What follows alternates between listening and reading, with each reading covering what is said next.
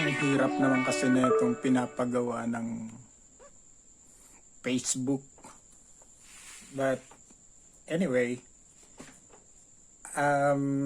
since I'm already committed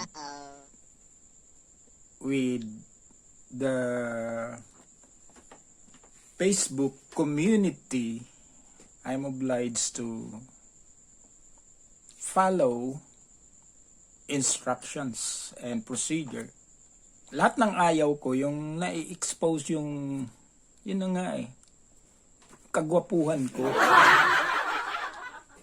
Hindi naman tanggap yan ng lahat na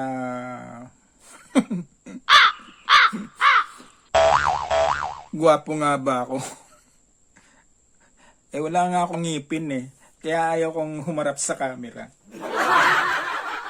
But because of responsibility and accountability of work, I'm here. Sige lang. Ganyan talaga as a messenger to share of our testimony. Anumang calling for us to do, we have to work into and comply requirements of the instruments that we use. Kasi wala na tayong choice. We are now in the new normal, which is called abnormal. But I think the Facebook platform is one of the instruments given by God for us to go and sige na, sabihin na nating preach the gospel. Yan naman talaga. Yan ang turo ni Jesus. Hindi yan katulad sa turo ng religion to go and preach religion. Sorry ganon yung aking natutunan sa aking pananaliksik sa Bible, that our duty is to go and preach the gospel. By the way, gusto kong mag-shout out doon sa lahat ng nakakita ng kapugihan ko. Pugi daw ako.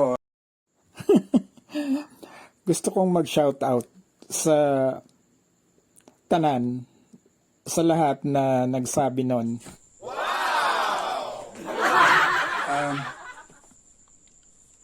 Ganun na lang tuloy ang nagiging bukang bibig ko para lang makabawi na hindi naman kasi ako dapat mag real talk. But since it's a demand for me to do it, kasi dati ano lang naman ako voice video, dahil yun lang ang gusto kong gawin. What is important is the message that I want to share into the whole world. Kasi mas magandang gumamit ng Facebook. Dahil sa mula nung pandemic, doon lang naman ako nagsimulang humawak ng Android cellphone. Talk and text lang po ako.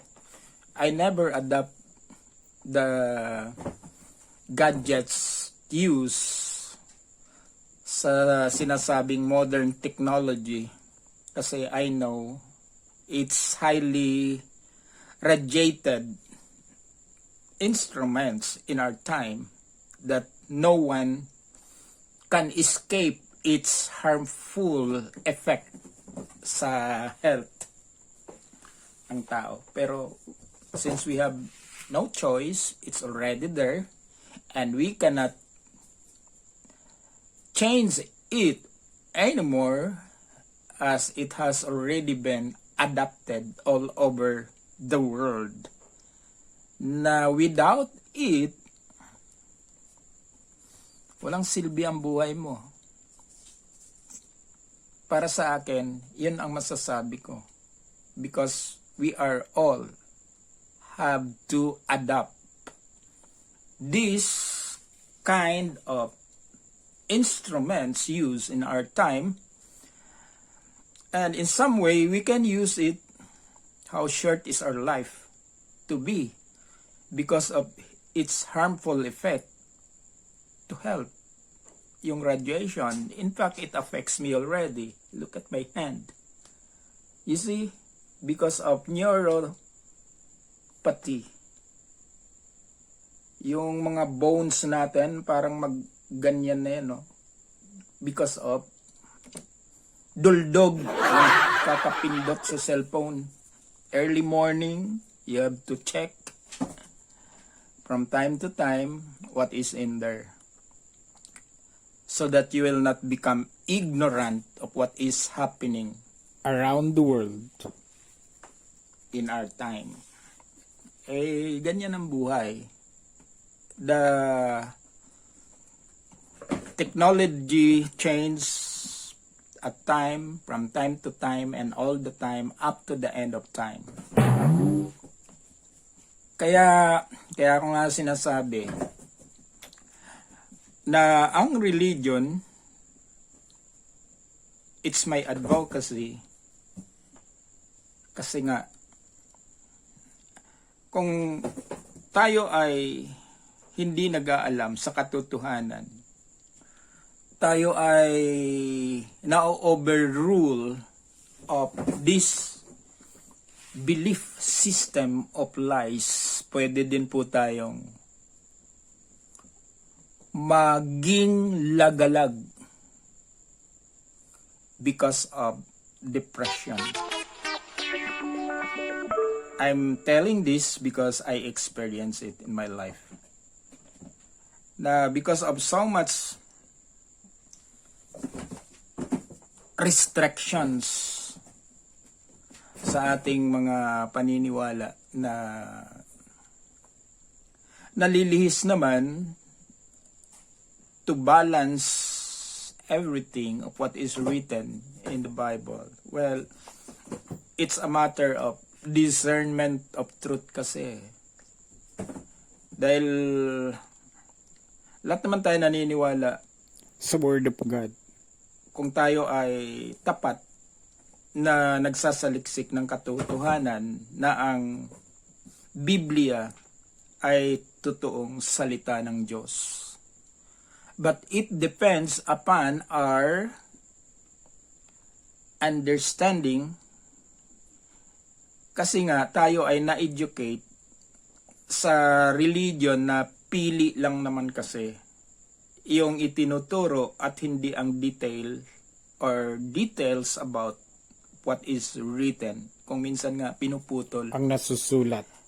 na nagiging out of context yung mga pagpapaliwanag Sa Biblia. so that ang tao ay magiging under control by the religion, which I called lies. Para sa akin po, walang religion na nagsasabi ng lahat ng katotohanan. Tuklasin po natin.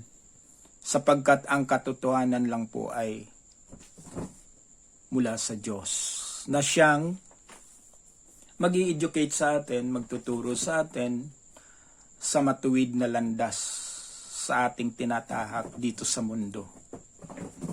But it's good to have religion as long as, ang sabi ko nga, you are doing it in defense of truth. Or else your religion is of Satan. Kasi nga, kailangan naman natin yung samahan. Kailangan natin yan. Malungkot mag-isa. But how can we stand by our own when time comes na we will not have any opportunity to get together because of the superpower of religion na imposed by man to persecute the people of God. Naniniwala kasi ako niyan na darating ang panahon, yung iniisip nating kapatiran natin, sila lang rin naman yung magpipersecute sa atin. which is already happening. And that is what is written in the Bible for us to be aware of, na kaya nga kailangan nating mag-aral. So, atin pong tandaan na yun na nga, base sa nasusulat, salvation is an individual work to do.